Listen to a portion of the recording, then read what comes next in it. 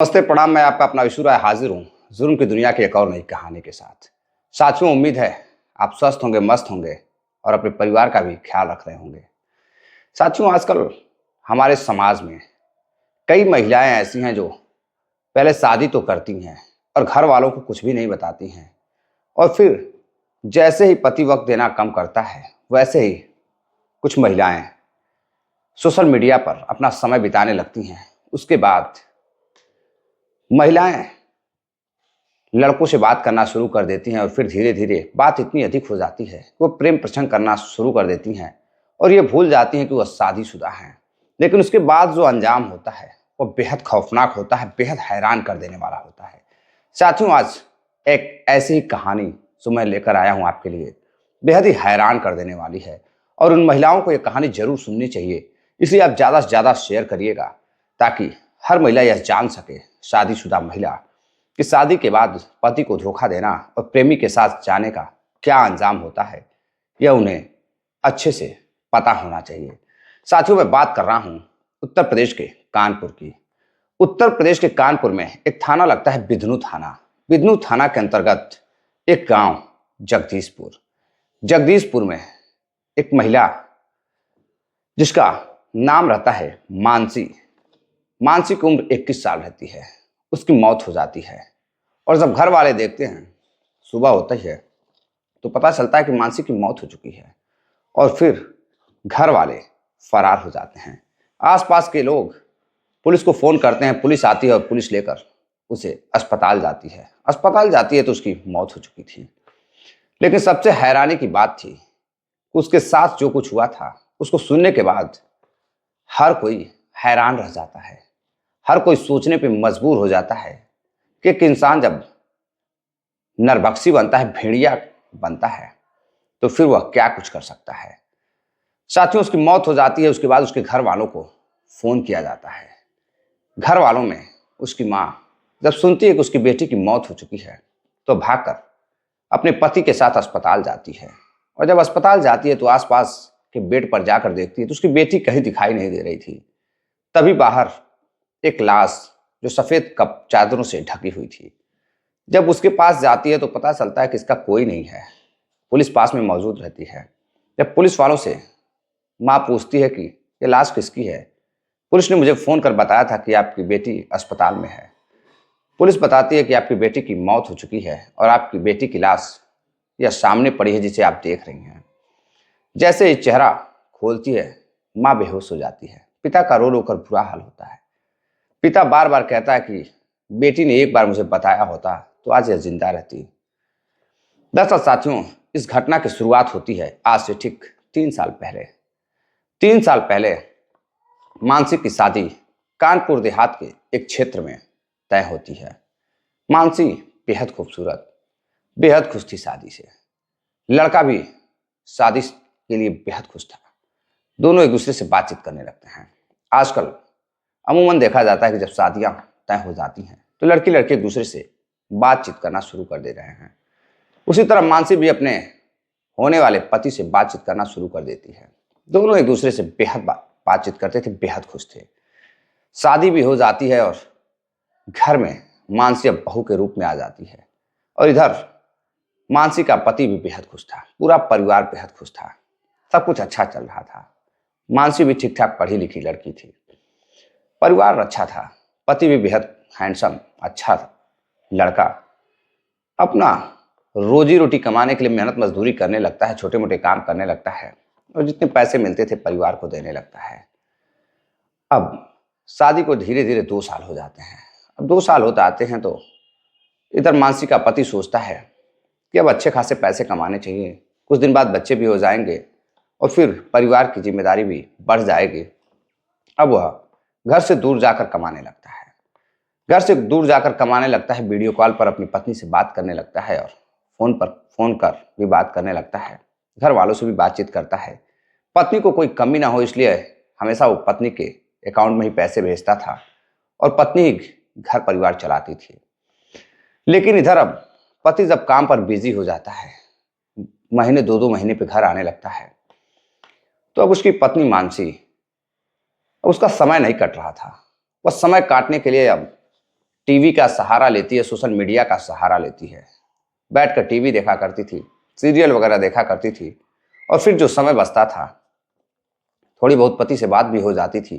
अब काम के दौरान पति बात नहीं कर पाता था, तो इधर अब सोशल मीडिया का सहारा लेती है और मानसी अब सोशल मीडिया पर लग जाती है।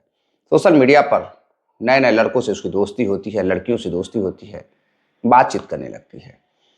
इसी दौरान साथियों एक लड़का जिसका नाम मनीष यादव रहता है, मनीष यादव कानपुर के ही जगदीशपुर का रहने वाला होता है, जो बिजनू थाना के अंतर्गत आता है। उसी से बातचीत करने लगती है और बातचीत करते करते धीरे धीरे दोनों की बातचीत इतनी बढ़ जाती है कि अब दोनों की काफी गहरी दोस्ती हो जाती है। और दोस्ती इतनी गहरी हो जाती है कि अब अपने पति को धोखा देने के लिए अब मानसी तैयार हो जाती है। और मानसी अब अपने पति से कम बात करती थी, कोई अपने पति से बात करने के लिए कोई भी इंटरेस्ट नहीं रखती थी। कोई भी बात जब पति से करती थी तो उसमें रूखापन नजर आता था। बार बार उसका पति पूछता था कि क्या बात है, क्यों ऐसे बात कर रही हो, नाराज हो क्या? तो पति को लगता है कि शायद मानसी नाराज है, तो पति छुट्टी लेकर घर आ जाता था, उसकी ख्वाहिशों को पूरी करता था। लेकिन मानसी का दिल तो कहीं और लग चुका था, और जब दिल कहीं और लग जाता है तो जाहिर सी बात है कि अब मानसी का पति मानसी के लिए अब दुश्मन नजर आने लगता है। अब वो अपने प्रेमी मनीष यादव से बातचीत करने लगती है और फिर महीने में कई बार मायके जाने लगती है, और माँ के घर जाने के बाद छुप छुपा कर जगदीशपुर के उस लड़के मनीष यादव से मिलने लगती है। एक नहीं कई मुलाकात करती है। उसके बाद दोनों अब यह तय करते हैं कि हम एक दूसरे से दूर नहीं रहेंगे, अब हम एक दूसरे के साथ रहेंगे। दोनों एक दूसरे को बेहद मोहब्बत करने लगते हैं। अब मोहब्बत परवान चढ़ जाती है। इधर मानसी के मायके यानी कि उसके माँ के घर कुछ पारिवारिक कार्यक्रम रहता है, आज से ठीक 6 महीने पहले। तो वह पारिवारिक कार्यक्रम में जाने के लिए तैयार होती है और उसके पति के ही कुछ साथी और परिवार के लोग उसे छोड़ने के लिए जाते हैं, मायके छोड़कर आते हैं। जैसे ही पारिवारिक कार्यक्रम खत्म होता है, मानसी रात होती है तो घर से गायब हो जाती है। अगले दिन सुबह होती है, मानसी के परिवार वाले माँ बाप काफी परेशान होते हैं कि रात में तो कमरे में थी, मानसी कहाँ चली गई। अब मानसी के परिवार वाले परेशान होकर ससुराल फोन करते हैं, मानसी के ससुराल। वहां पूछताछ करते हैं तो पता चलता है कि मानसी तो यहाँ नहीं है।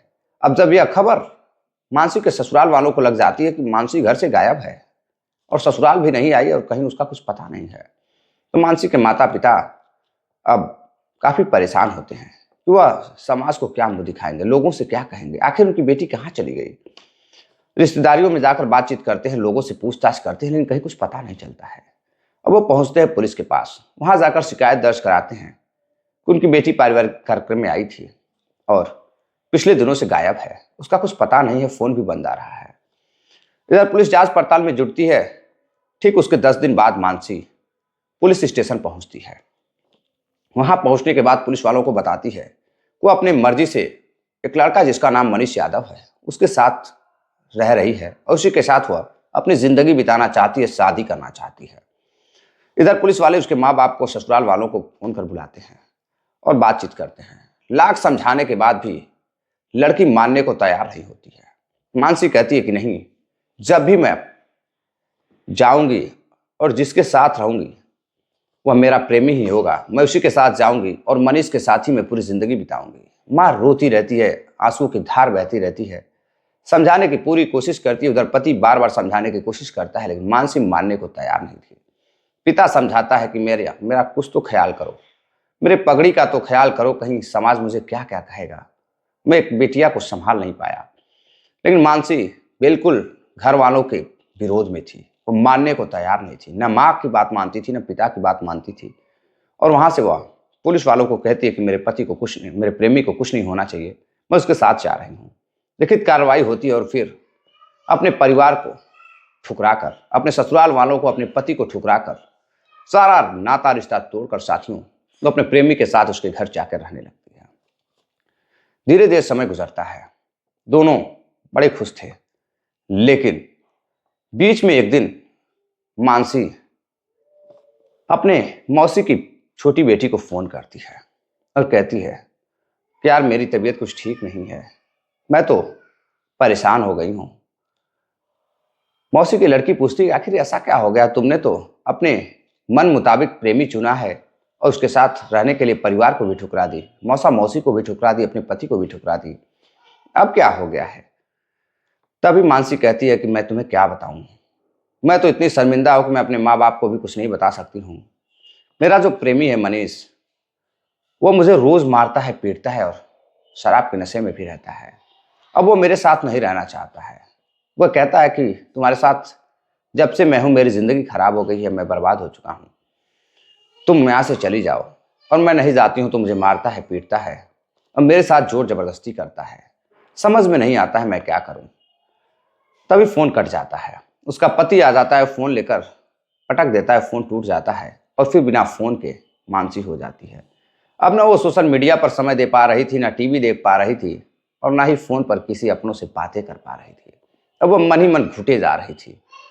घुटन इतनी बढ़ जाती है कि साथियों 13 दिसंबर को रात का समय रहता है। पति घर पर आता है, फिर दोनों के बीच बातचीत होती है तो फिर मनीष अपनी प्रेमिका मानसी को अपने कमरे में ले जाता है और फिर उसके साथ जोर जबरदस्ती करने लगता है। मानसी मना करती है लेकिन वह रेप जैसी घटना को अंजाम देता है और फिर उसके बाद उसके प्राइवेट पार्ट में कपड़े भी डाल देता है। यही मन नहीं भरता है तो उसे मारता है, पीटता है और वहां से घर से बाहर चला जाता है। अब इधर मानसी परेशान होकर न जाने कहां से कौन जहर लाकर उसे दिया था, सल्फास की कुछ जहरीली गोलियां खाती है और उसकी मौत हो जाती है। लेकिन साथियों पूरा परिवार फरार हो जाता है। आसपास के लोग पुलिस को खबर करते हैं, पुलिस आती है, घर वालों को खबर करती है, जिससे नाता रिश्ता टूट चुका था, मानसी ने जिसे ठुकरा दिया था, वही माँ बाप पहुंचते हैं और अस्पताल में जब जाकर अपनी बेटी की लाश को देखते हैं तो रो रो कर बुरा हाल रहता है। पिता कहता है कि काश मेरी बेटी मेरी बात सुन ली होती तो आज ये हाल नहीं होता। अब साथियों पुलिस जांच पड़ताल करती है, क्या वाकई में उसे जहर दिया गया था या उसने खुद जहर खाकर आत्महत्या की थी। लेकिन साथियों सवाल कई हैं। अगर उसने खुद जहर खाया था तो फिर जहर लेकर आया कौन था, क्योंकि वो बाहर नहीं जा पा रही थी। पति इतना प्रताड़ना करता था, प्रेमी इतना प्रताड़ना करता था मनीष यादव कि उसे बाहर भी नहीं जाने देता था।